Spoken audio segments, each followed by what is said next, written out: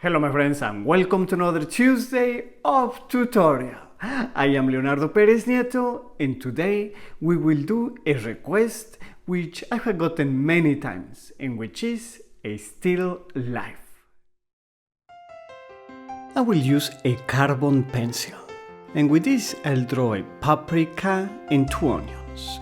First we mark the top of it by making a light line like so, and then the bottom and the sides, so that roughly we have the size and the overall dimension.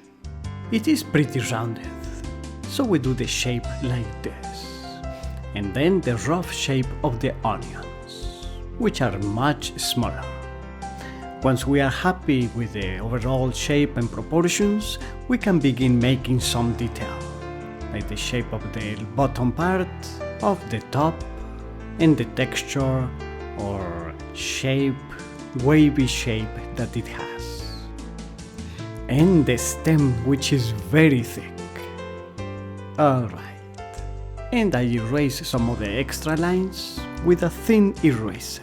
The list of materials is in the description below the video. I use a soft duster to clean up the paper so as not to leave the oils and grease of the fingers on it. A little bit more over here. I dust it and I picked up any small particles left with my kneaded eraser. Now let's continue. Let's do the top part where the stem arrives, which has a nice hexagonal shape with a rough texture. As you see, I sharpened the pencil with a long exposed part of the carbon, which is how it is usually done for drawing. If you want to learn how to do it properly, you can watch my video called How to Sharpen a Pencil Like a Boss. And we begin the shading using the technique of hatching and cross-hatching. I always use this when drawing with pen and ink, but with pencil also looks very nice. Leaves a nice and clean look. To do the sketch, I was using a 2B pencil, which is somehow medium, slightly soft, and to do the dark shading, I switched to a much softer, which is an 8B. Here you can see how it draws darker. You can see it through a blur. Sorry, this close-up shot is very blurry.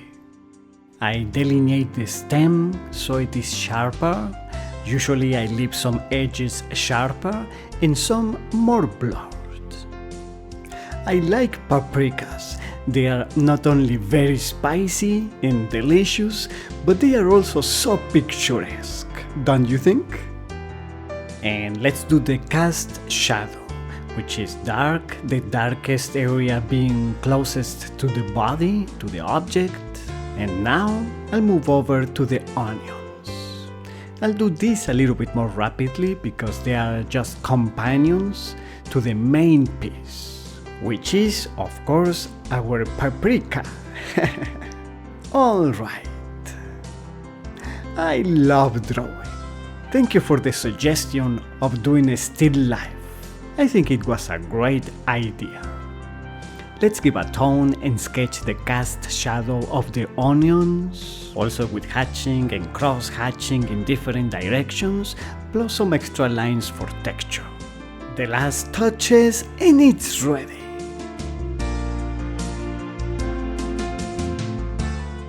If you enjoyed it, please give it a like, share it to your friends and subscribe to finer tips. And I will see you on Tuesday.